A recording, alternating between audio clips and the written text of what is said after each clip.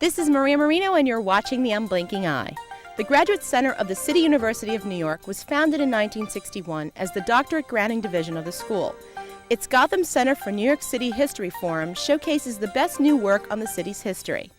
A recent presentation, Sweatshops Then, Sweatshops Now, brought experts and activists together to compare conditions in the New York garment trades, past and present. The forum was moderated by Gotham Center Director Mike Wallace. We have a distinguished and an interesting group of folks tonight to look at this set of issues. And I'm going to introduce the panelists quickly here, going in this order, which in this case is not alphabetical but historical. And we will start with Daniel Sawyer, who is an assistant professor of history at Fordham. He has been a fellow at the Sweatshop Project at the Lower East Side Tenement Museum, and is now working on an exhibit that the museum is going to host on sweatshops, using its space down on the Lower East Side. Next, Carmen Whalen is an assistant professor in the Puerto Rican and Hispanic Caribbean Studies Department and the History Department at Rutgers University. She is the author of numerous articles and books, and a piece particularly on Latinas and Latinos in New York City's garment industry. Then Assemblyman Felix Ortiz, who was first elected to the New York State Assembly in 1994 to represent the 51st Assembly District, Sunset Park, Red Hook, and other areas in Brooklyn. And he has been since 1997 chair of the Subcommittee on Sweatshops, in which capacity he authored two publications that deal with the issue based on investigations. One of them is called Behind Closed Doors, and the other an update, Behind Closed Doors 2. Then we go to Edgar Romney, who is the Executive Vice President of the Union of Needle Trades, Industrial, and Textile Employees Unite, of course, the merger of the former ILGWU and the Amalgamated Clothing Workers. Edgar Romney is also the manager secretary of Local 2325, the largest affiliate of Unite, representing over 18,000 members, and an active member of the Congressional Black Caucus's Brain Trust Workshop of Labor Issues. And last is Trinh Duong, is a board member of the Chinese Staff and Workers Association. She is a daughter of a garment worker and a working mom at CSWA. She helped organize the Garment Workers Health and Safety Project, which would bring together garment workers, union and non-union alike, to confront some of the long hours, low wages, and terrible conditions that lead to debilitating and crippling health problems for workers. Now, our game plan this evening is per usual, which is that each of our speakers will talk for about 5 minutes, maybe a little more. Obviously, any one of them could hold the platform for an hour all on their own. What we're interested here is laying down some conversational markers, which then, in fact, they can follow up on in discussion amongst themselves afterwards. And then we will turn the floor open to questions. All right, let's begin with Daniel Sawyer. Well, I thought I would start by doing three things. One is talk a little bit about the origins of the word itself, and where does this word sweatshop come from? Talking about what a sweatshop is, the definition of the word, and also related a little bit to the structure of the industry, especially historically. So first, the origins of the word. The word begins really when the industry itself begins, when the ready-made clothing industry begins. That is, in the early to mid-19th century. You start to see the word sweat, right, to sweat as a transitive verb. That is something you do to someone else. So bosses were sweating the workers. This is a usage which starts in Britain, as I said, in the early to mid-19th century.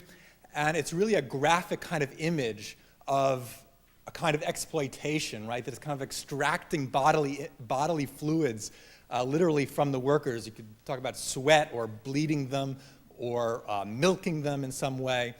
And so you start to see that. From to sweat, from from sweating the workers, people started to talk about a sweating system. Finally, in the 1890s is when you start seeing the word sweatshop, and this is probably an American variation of this word that started in Britain. So the question is then, what is a sweatshop? What is the definition of a sweatshop? Well, I think the thing that everyone starts to think about, that we all think about first in the popular image, is some kind of hot, stuffy room, right? I mean, literally a place that people sweat in as they work, as they work in bad conditions. And certainly poor ventilation is something that's part of descriptions of sweatshops from the 19th century to the present day. Today you often see a lot of very technical definitions. So a sweatshop starts to become a shop where various labor laws are regularly violated.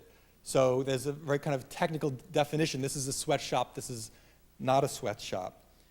But I think there has to be something a little bit broader than that, and maybe something in between, right? A little bit more technical than saying, well, it's a place that's hot that people sweat in, and a little less technical that say that there are certain rules that if they're violated, this is a sweatshop. Because after all, the term came into use in the late 19th century, and there weren't a lot of regulations. So it wasn't really a question of whether these places were violating specific laws, because there weren't such things. So I would suggest that a kind of definition that would apply to the late 19th century, that would apply to the late 20th century and to the early 21st century, we'll see if people agree with this, is that a sweatshop is basically a small shop in which poorly paid workers put in long hours working under bad conditions for a contractor or a subcontractor who exploits them ruthlessly in order to maintain his or her own precarious position in the industry. The sweater is usually a contractor, that is the owner of a small shop who does work for a bigger entity or a larger firm. In those days, it was usually a manufacturer. Manufacturers seldom manufactured many clothes. They put their they designed it, they cut it, they cut the garments, they put their labels in, and they sent them out to be assembled. Today, it's usually the retailer or the designer that puts the label in, right? But the clothes are still sent out to be assembled. New York, of course, was the center of garment manufacturing in New York, in the United States. It still is, although it's much less important. There were literally thousands and thousands of tiny shops. The average shop, I think it was 1913, had 20 workers, but the great majority of them actually had 5 or fewer workers. You compare that to a place like Detroit, which also was a one-industry town, right, but was exactly the opposite, where they had huge factories and huge plants. And you also see the rise of a certain class of boss, and these are these tiny little bosses of these little shops, and they're under tremendous pressure to produce quickly and cheaply on a very, very small profit margin.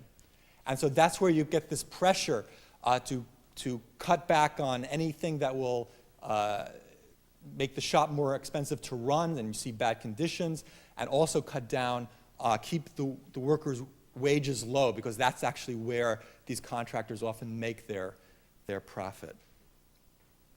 And finally, and this is a sad way to end my remarks to start out the forum, I have to say that my experience researching this question, I've tried to read as many articles as I can as in the press about today's conditions, or starting in the 1980s, let's say, contemporary conditions.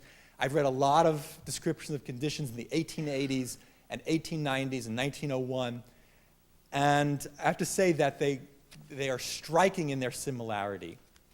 I mean, people talk about immigrant workers. Of course, the languages have changed. Today there's Chinese, there's Spanish, used to be more Yiddish or Italian.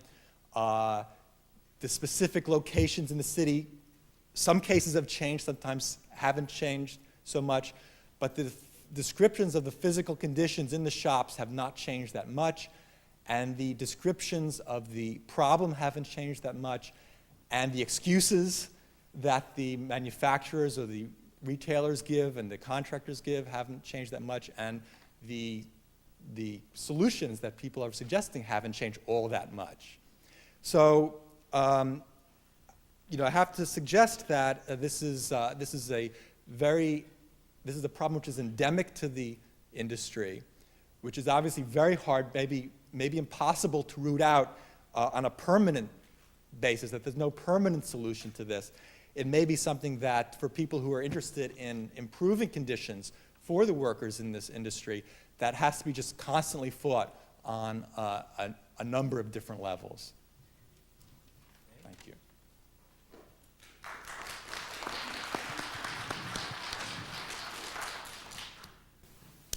A 1991 advertisement revealed key elements that had come to define the garment industry and its impact on Latinas. And tonight what I'm going to talk about is the globalization of the garment industry, sweatshops here and there, if you will, and their impact on Latinas, specifically Puerto Rican and Dominican women. I would like to start off by describing this ad to you. It appeared in a trade magazine and sought to lure the U.S. garment industry to El Salvador. Across the top in bold print, the ad asserted, quality, industriousness, and reliability is what El Salvador offers you, exclamation point. Just beneath this was the picture of a young woman working at a sewing machine. She was surrounded on one side by piles of material, and on the other side by neatly folded shirts complete with tickets. The ad continued. Rosa Martinez produces apparel for U.S. markets on her sewing machine in El Salvador. You can hire her for 33 cents an hour. In addition to low wages, there were other advantages. Quote, Rosa is more than just colorful. She and her co-workers are known for their industriousness, reliability, and quick learning. They make El Salvador one of the best buys. Suggesting the role of the U.S. government in promoting export processing zones, the ad was placed by an organization that was funded in large part by the U.S. government. The ad highlighted the centrality of the garment industry in export processing zones, as well as the key combination of low wages and women's labor. From the post-World War II era to the present, the U.S. garment industry has turned to Latinas as a source of low-wage workers in their countries of origin and as migrants to the United States. The globalization of the garment industry has meant the proliferation of export processing zones overseas and of sweatshops in U.S. cities. Sweatshops here and there have become a locus of women's labor in the global economy. In search of work, women have become labor migrants both within their own countries and to the United States. My work examines this evolving process by looking at the experiences of Puerto Rican women in the post-war era. As the garment industry relocated to Puerto Rico, Puerto Rican women migrated and found garment industry jobs here in New York City. Puerto Rican women's experiences highlight a repeating pattern that affected Dominican women who experienced the impact of export processing zones in the Dominican Republic and who were also the next group of Latinas incorporated into New York's garment industry. Although often overlooked, Puerto Rico became in essence the very first export processing zone, and therefore it illustrates many of the key elements of export processing zones that proliferated next along the US-Mexico border, and then elsewhere in the Caribbean, Latin America, and Asia. The U.S. garment industry relocated to Puerto Rico to take advantage of tax and other incentives, as well as the low-wage labor of women. Because of the political ties between Puerto Rico and the United States, Puerto Rico provided both a safe and a profitable investment site for U.S. capital. It was, quote, freedom from taxes without leaving the United States, as one of Puerto Rico's policymakers put it. Wages were also lower in Puerto Rico because the federal minimum wage laws were not applied there. Advertising the advantages of Puerto Rico and what it offered to apparel and other industries, a 1949 pamphlet pointed to an abundance of workers, extensive unemployment and underemployment, orderly and tranquil labor relations, and very few strikes. These were the good things. Women workers were, quote, noted for their dexterity and their industry. Labor laws had recently been liberalized so that women could work at night in the textile industries. Perhaps most important, wages in the needlework industry were only 26% of those in the United States. The pamphlet concluded, quote, in virtually all lines and stages of textile and apparel manufacturing, the current wage structure of Puerto Rico offers the possibility of substantial advantages to the entrepreneur. While U.S. capital and the garment industry went to Puerto Rico, Puerto Ricans migrated to the States. Responding to a post-war economic boom, Puerto Rican women found garment industry jobs readily available in New York. This availability of jobs gave women some leverage in the labor market, as they could sometimes shop for better conditions and could also even leave and re-enter the labor force as they needed to in order to balance paid employment with their household responsibilities. Puerto Rican women, however, had entered an industry that was on the verge of fundamental changes. Facing increased competition from imports, the garment industry continued earlier patterns of relocation to lower wage areas, but this time the industry was poised to travel greater distances. The industry also increasingly relied on contractors, which Daniel talked about, which fostered the growth and contributed to the growth of sweatshops in US cities. For Puerto Rican women, the globalization of the garment industry shaped their migration patterns and led to their concentration in garment industry jobs. As the industry continued to relocate in search of lower wages, Puerto Rican women in the inner cities confronted fewer jobs, economic displacement, and deteriorating working conditions for those jobs remaining. Puerto Rican women's experiences highlight the shifting nature of the garment industry in New York and its impact on workers, as well as the changed context that would receive subsequent immigrants, including Dominican women. Like Puerto Rican women, Dominican women migrated in search of work and became concentrated in New York's garment industry. They too confronted the continuing decline of the industry, finding themselves concentrated in low-wage jobs and then displaced. In describing their non-union packing shop in 1998, I was part of the Lower East Side Tenement Museum and Unite's Sweatshop project as well, and was able to interview several workers in a particular shop. Dominican workers emphasized the long hours, strict supervision, the tiring pace of the work, and the low wages. It was, as one worker summed up the situation, a lot of work and a little money. Another worker, Nerida, defined a sweatshop, adding to the previous discussion, and I quote, "That term, I believe, means because where you work is where you leave your sweat. I think that's why I would use that word. I think that word should be used for when there is exploitation in the shops, even though all of them are exploiters, but some are more extreme than others. But I suppose that term should be used where it is really believed that the workers are being exploited. I think that my shop would fall in the middle. I wouldn't say that it's good, because it isn't good. It isn't a shop that has benefits or anything like that." She concluded, quote, "Sometimes I feel like I don't want to keep doing it because it's tiring. It's something that every day I know that tomorrow I'm going to the same thing. A year passes me by, and I'm back to the same thing. It's sort of difficult to know that you are sacrificing so much for the work, and at the end of the year you say, let me see how much I've saved. When you see it's a pittance, that's the bad thing about this country.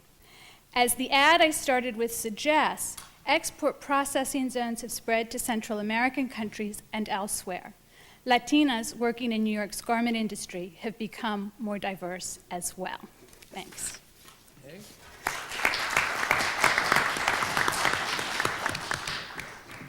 My mother had a big a definition about sweatshop. When I first got elected to the assembly, and knowing the condition that my mother worked through those years, she decided to define sweatshop as the exploitation of women's value and the exploitation of women moral. And that was for her all the injustice that was taking place within this little room where she used to work, because not only she was making almost nothing, but she was getting home not only tired, but almost with nothing still. So she was really bringing nada to the house. And my mother will say to me that not only those days was difficult, but those days today still more difficult. My mother passed away 2 years ago when I was, the same day that I decided to do an undercover investigation with hard copy.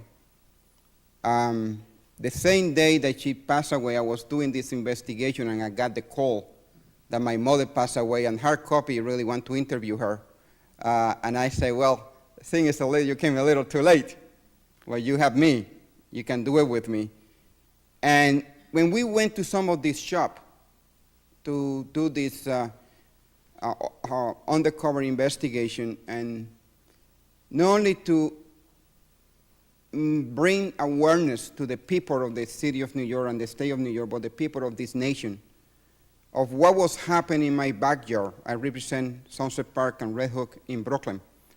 What was happening in my own backyard, when we all talk about what's going on the third world, about how people work and how much money they make, well, it's not too much different from what happened behind Sunset Park and Chinatown and Flushing and the South Bronx in some of the area. When I first came to the assembly, I came to the assembly with a vision to ensure my mother that I will develop something regarding to sweatshop. And I met with the late chairwoman of the Labor Committee, Kathy Nolan, and the speaker, and I decided to develop a proposal about a subcommittee. And the subcommittee happened to be called Daniel Sweatshop. And everybody came to me and said, but why are you calling that sweatshop? I said, because we have too much sweat and we don't have too many legal shop. So I was trying to make a combination. And the reason I did call it sweatshop is because of the definition that my mother gave to the sweatshop.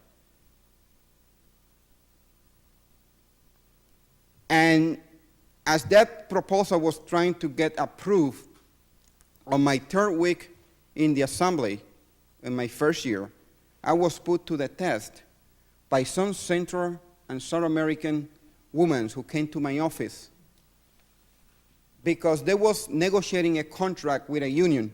By the way, it's not Unite. It was another union.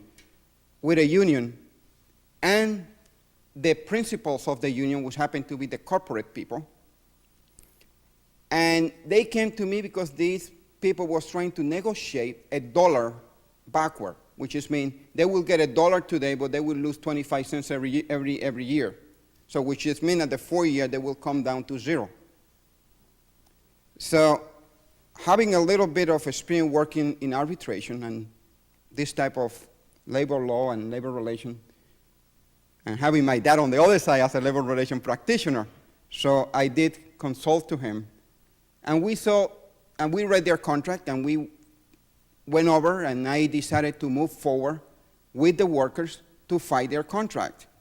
By the way, this union who I went after, as well as the workers, I had to tell you that I could not sleep well for almost 6 months because they was falling off my car everywhere I went. I was getting threat to my, you name it, to my office and other places. But my mother always said to me, she always was, I always was thought that when you decide to do something, do it because it's in your heart. And if it's in your heart, don't worry about who is out there to trying to get you. Because the Bible is very clear. The man can kill, but you can keep going. And I always remember those little phrases because I always believe that the good thing is that I always listened to my mother and my grandmother and my grandfather when it was come to the point for little advice. And I went after and we negotiated the contract, and I had to tell you that the contract happened to be reversed because we came out with a $3 increase for those workers, They all went happy. The owner hated me like crazy, and the union became to be my friend. But sometimes you have to stand up in what you believe. That was my first experience. I learned a lot in my first 3 weeks in the assembly. And then I began to use that as a stepping stone. And a stepping stone to not only continue to see what is happening and read between lines within my district and other areas when I began to be the chair of the subcommittee on sweatshop. One of the good things about what I have done in the assembly is that I get involved in the issue. Sometimes you get criticized because you're too close to the bosses, or you're too close to the workers, or you're too close to nothing. But the bottom line is that if you don't know how to understand and work close with every single one of the variables, trying to bring the consensus, my main objective is that we don't lose jobs. I work very close with the Attorney General. I work very close with the union. I work very close with the nonprofit group. I work very close with the district attorney's office, with the Department of Labor, federal, state. As much as we criticize those groups and criticize myself, it's one thing that I look for, to make sure that those workers that are there will have an opportunity the next day to come back and have a job. But not a job that is going to be based on exploitation, will be injustice, and come back to make sure that that routine will continue. Thank you. It's often like very difficult for me to talk about these issues, because for me it's not a faraway issue. It's not something that's overseas. It's something that is in my family, something that is in my community, something that I grew up in. This is Maria Marino, and you're watching The Unblinking Eye. Over the past 30 minutes, we've been bringing you highlights from a recent presentation at the Gotham Center for New York City History Forum. The topic is Sweatshops Then, Sweatshops Now. Panelists discuss changes and conditions in the New York garment trades over the last 100 years. As we return to the forum, we're about to hear from Edgar Romney, the Executive Vice President of the Union of Needle Trades, Industrial, and Textile Employees. What is the real difference between the 19th century or 20th century sweatshop and the 21st century? Well, the truth is, and the reality is, that very little.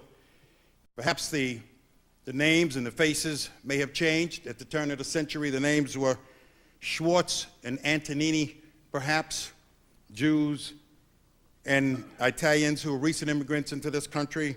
In the 21st century sweatshops, the names and faces are Lopez and Wong, a Latino or Hispanic and Asian Americans. As you know, the garment industry in New York has provided jobs for new immigrants for over 100 years, and it continues to do so. Although a tremendous number of apparel jobs have been lost in recent years, it remains the largest manufacturing sector in New York, supplying some 50,000 manufacturing jobs in apparel production, down from about close to 300,000 just a few short years ago. Presently, 15 to 20% of the clothing sold in this country is made in the United States, and 2/3 of the clothing sold is sold only by 15 or so of the larger retailers. These retailers contract out their production to thousands of factories in hundreds of countries. Intense competition. The word for that today is called globalization. Among factories as well as retailers and manufacturers are looking for the lowest price. It's called the race to the bottom, have contributed to an increase in the number of sweatshops in our industry. You may not realize this, but it's not difficult to open up a garment factory today. And the system basically is that you don't need very much money, very much capital. You don't even need very much knowledge, because you can go and lease factories in parts of the city. The average garment factory today employs about 15, perhaps 20 people. A large shop would be 40, and an extremely large shop might be 100 or 125. You may have a couple that are a little larger than that. And all you actually have to do is just go lease an entire operation where you can lease a premise, a factory, a job, machinery, and have the workers already there. There's no requirements to have any knowledge about how to run a factory.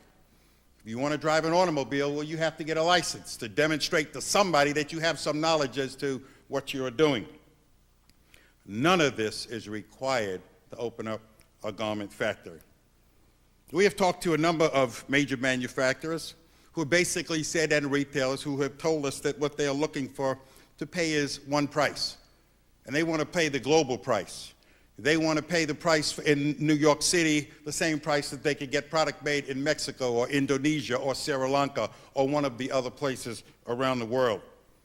When retailers or manufacturers insist on one extremely low price, it contributes to an increase of the possibility of non-payment of wages, poor factory conditions, and it undermines the viability of a small contracting business. As workers fled from the United States, we have seen an increase in workers' rights violated in our city. How can we, as an anti-sweatshop movement, workers, labor unions, students, community organizations, academics, and consumers help eradicate the scourge of sweatshops? First, we must look at some of the factors that contribute to this increase in sweatshop conditions. Globalization and manufacturers' ability to easily and quickly move production makes it easy to threaten workers with job loss when they attempt to organize or demand their rights. Consolidation of our industry and manufacturers' ability to skew the pricing system encourages a race to the bottom for factories all over the world. The industry's access to a pool of labor that is vulnerable. Those who work in garment factories are often young women. In the United States, garment workers are often vulnerable because of their immigration status, limited marketable skills, or limited English language ability. The lack of enforcement of labor laws by government agencies, cuts in fundings have left agencies underfunded and understaffed, leaving the policy of thousands of factories to a handful of investigators, which just does not work. Given the complexity of the problem, our response must be multifaceted. The best way to assure compliance with the law in any factory is certainly with the workers. Although workers suffer the abuses of unscrupulous employers, they do speak out, they do organize, they do come together, and they do fight back. Through our Workers Center in Brooklyn, the union provides English classes, information on workers' rights, and helps garment workers who do not have the benefit of a union to confront problems in their factories. Union members are partnering with student groups, community activists, consumer advocates, religious groups, and leaders who fight the structural issues that allow for the continued violation of workers' rights. Workers have demonstrated in front of retail stores, in front of corporate offices of manufacturers that have failed to pay or contractors and subsequently failed to pay workers. And they have walked out of contracting shops when their bosses did not pay them on time or provide their benefits. On a policy level, United has worked closely with our lawmakers like Felix Ortiz in the New York State Assembly. And just yesterday, the New York City Council passed Intro 693, which is a procurement bill, which is a bill that basically says that no tax dollars will be used to purchase uniforms here in the city of New York. The law will ensure that uniforms for city workers are made in factories that obey labor laws and pay a living wage. And it insists on the disclosure of factory names and locations so those shops can be monitored. And I think that this is one of the key things in terms of monitoring. Somebody's got to be out there watching what's going on, and it can't be the fox watching the chicken coop. We are hoping that this will help provide steady work for factories and allow legitimate contracting shops to provide decent jobs with benefits to the members of all of our communities. The student anti-sweatshop movement has been successful in influencing school procedure policies and raising awareness among young consumers who are the target of multi-million-dollar advertising campaigns about how their clothing is produced. And we hope that manufacturers will act responsible to assure that clothing is made under decent conditions no matter where that product is produced anywhere in the world.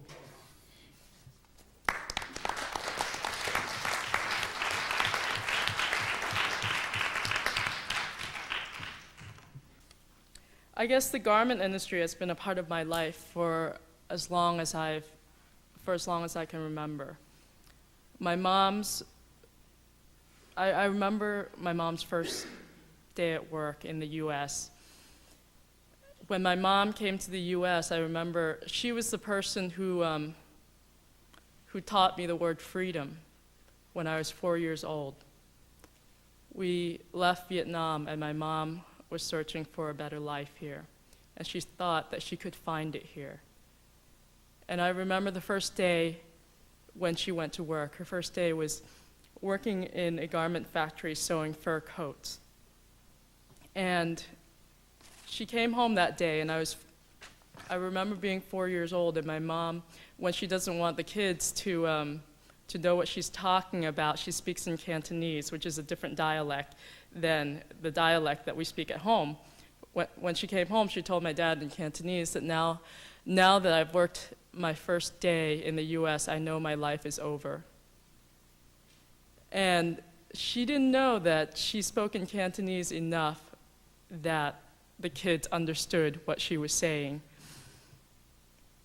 And so the garment industry has been a part of my life for as long as I can remember. When I think about sweatshops then and sweatshops now, and it's true that I don't see much of a difference,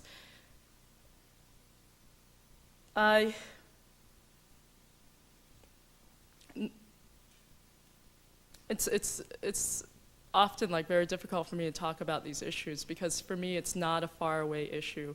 It's not something that's overseas. It's something that is in my family, something that is in my community, something that I grew up in, something that my memories of my mom are her sitting bent over a machine at 11 o'clock at night.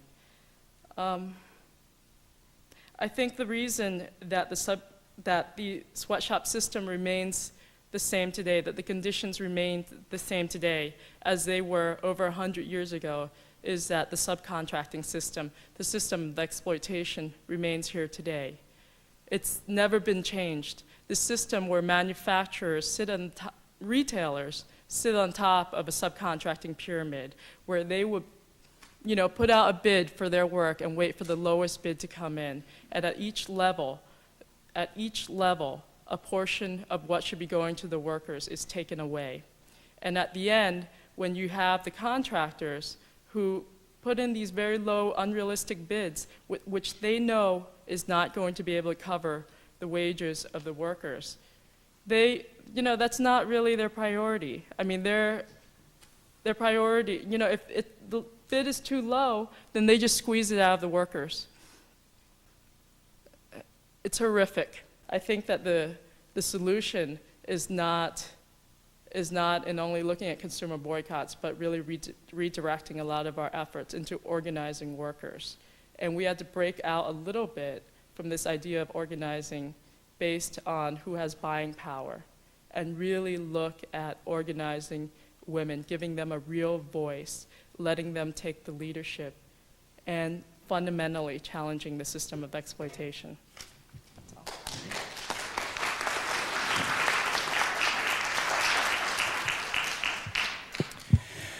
All right, I thought I would try to start things off as a quasi-commentator questioner, and I would like actually, I'm going to have two big, fat questions, but I'll just stick with the first one. I'd like to push the panelists on the then and now issues, because what I'm hearing, and obviously there's an enormous amount of truth in this, that in fact things haven't changed much. Now, as an historian, somebody who is in fact all about trying to figure out how things change, this is an extremely depressing analysis, and also one that my antennae begin to quiver a bit, and I want to have us collectively think a bit harder about whether that's the case.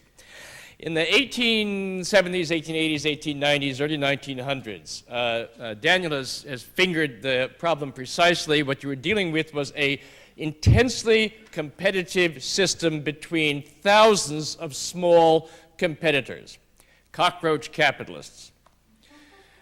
Now, I didn't invent this term, it's been done.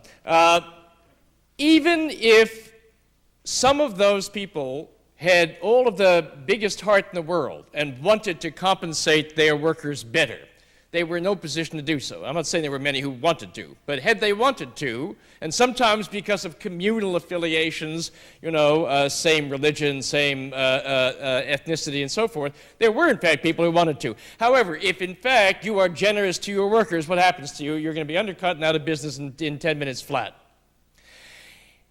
That system was only partially, but somewhat partially tamed in the early years of the 20th century by organized union power and by organized women power. Because remember, some of the great strikes of the first decades of the 20th century were the shirtwaist workers, thousands strong, marching out and shutting down all of the cockroaches at the same time. And then we're in a position, partly using their own leverage, partly using state power in some way or another, to put constraints on an industry which either didn't care or wasn't able, in fact, to constrain itself and to collectively raise wages. Oddly, and this is not the only industry in New York that did this. New York has always had two kinds of industries, big, powerful ones that are monopolistic and ones that, in fact, are intensely competitive one amongst the other.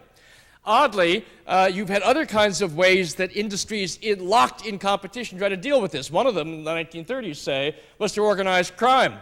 That the garment industry, for instance, was in fact, to some significant degree, at that point, constrained from excessive competition and excessive downward pressure on wages by armed thugs from both sides who were hired to enforce a kind of a détente. Now, it seems to me that one of the big things that's, and one last thing, oddly enough, in those early 20th century strikes, there were at times forces within the larger city who were sympathetic to the union movement. And oddly enough, they came from the highest strata places on Wall Street. Now again, a lot of this was a matter of women. So, Anne Morgan, J.P. Morgan's sister, was out walking the picket line with the Women's Trade Union League, which was comprised of very wealthy women who were sympathetic, partly on feminist grounds to their sisters, but also partly because in those big industries in New York City, finance and so forth, they weren't terribly sympathetic to the competitive crowd. They thought, oh, this is tacky. It's much better to do what we've done, monopolize an industry. But you could never monopolize that industry because competition was built in. Now, arguably, where we're at now is in a worse position because not only are the thousands of small outfits competing one against one another inside the city, but they're now competing with Felix's itinerary. All those countries, in fact, have now thrown themselves into a giant global competitive labor pool. So it would seem, arguably, that things have actually gotten worse. That's one question about the stability of things. On the other hand, from looking at it from the question of what can you do about this, I'm wondering. The argument is, can in fact you perhaps, because it doesn't exist now, labor in the city is not strong enough, it does not have the allies at the higher strata that it once had, to be able to enforce some kind of constraints on the downward pressure of wages inside this industry. Hence the seemingly absolute similarity of today's sweatshops with old ones. And it would be worse if you assumed that these shops can, as they have threatened to do, like Wall Street threatens to do, pick up and go to Jersey or pick up and go to Taiwan. That your leverage is now worse than it used to be. But there's a reason, I think, that the sweatshops which are still here, and they haven't left. I think, in a sense, we've kind of bottomed out. This is never going to be the kind of garment industry town that once was. But you still need places that are close to the design center, which is what this place is also critical. This is the place where, in fact, you need to be able to quick turnaround on fashions, quick extra runs of things that have suddenly hit on the market. That's why these places are here and in close proximity, which means that there is the potential for leverage. In the early 20th century, one of the factors you have to look at in the success of the union movement when it was based in the Jewish and Italian communities was the degree to which the communities themselves were involved in the struggle. That when workers went out, they had support from family, communities, Landwirtschaften group, and so forth. There were divisions within the working people, and certainly on ethnic lines, Italians and Jews, but in fact, they worked extremely hard on having bilingual protests and demonstrations and overcoming these barriers of religion and ethnicity. And they were not 100% successful, but astoundingly successful given where we're at today. We look back on that, and I don't see exactly the same thing. I see, in fact, a stronger labor and community resistance movement with, in fact, support at the state level, not only of some heroic legislators, but, Al Smith and Robert Wagner, who were, in fact, in a position in 1910, 1913 to pass some fairly toothy laws. I don't know, my ignorance never fails to astonish me, to what degree the possibilities exist now for community labor alliances in the Chinese communities throughout the city, in the Latino communities throughout the city. Is there a possible lesson, again, to be learned in making linkages between labor and community as well as the political sphere? So what I'm trying to do here is to sort of get us out of the it hasn't changed, and there's a basic system, which I think is unfortunately very largely true, but to look at the differences between then and now, particularly if there is something there that will give us leverage towards resisting this systemic downward pressure on wages, which in some ways has simply gotten worse. Let me just share with you some of the initiatives that I have decided to do within my own community. About 4 years ago, in 1997, when I was appointed to be the chair of the subcommittee on sweatshop, I decided to begin to really trying to get a clear understanding about this movement about retailers, manufacturer, contractor, and subcontractor. So at that point, I decided to create a group, a nonprofit organization group that is called Say No Sweatshop Corporation. The Say No Sweatshop Corporation, what it does is trying to, once we identify that a shop is in violation, we do our own inspection. Our staff in this organization go to some of the shop, they go in there and do their own inspection. They work very close with the Department of Labor, federal, state labor department. Again, I mentioned before the Attorney General and the District Attorney General's office. Plus, in addition to that, we work very close also with the health hospital in my area. We've been using this for the last 2 years so far, and our success rate so far has been, we have been recuperating close to $350,000 all back to workers who has been working in some of the shops that we have been used as a model. Now, it is difficult to go to every single shop and trying to do this to stop this abuse and this exploitation. So this is a community-based organization that, in effect, rides herd on local employers if the state doesn't do what it should be doing. Exactly. And this is, at the moment, only in what areas? In the 51st? In the 51st Assembly District, that's correct. Are there any, and is there an ethnic constituency in particular, or is it multi-ethnic? We do have a staff that speak Arabic, Chinese, Spanish. So we do have a Chinese staff worker. We have an Arabic worker because we have some complaint from the Arabic community, and we have a Hispanic worker in the center at this point. Okay. Any other comments? Yeah. I just want to say that part of the reason that conditions remain so poor today is, one, the virtual non-existence of enforcement of the basic labor laws, where, like for instance in Chinatown, the Department of Labor is at 26 Federal Plaza, and it's virtually surrounded by sweatshops, and they know it, but, and there's studies released all the time at the Department of Labor about like 90% of the shops in Chinatown are sweatshops, and yet what is the action taken? I think that it's kind of flawed to say that the enforcement of the laws should be the responsibility of community organizations. Daniel, you had something? Yeah, I just wanted to, again, respond to some things that you said and other people said, which is that I think one of the things that has been a continuity that through the century is also how quickly the industry changes from time to time, and how I think this points out to how hard it is really to regulate it for the union, for the government, because every time some solution was found, or that people thought some solution was found to these problems, the same people then kind of reorganized themselves slightly to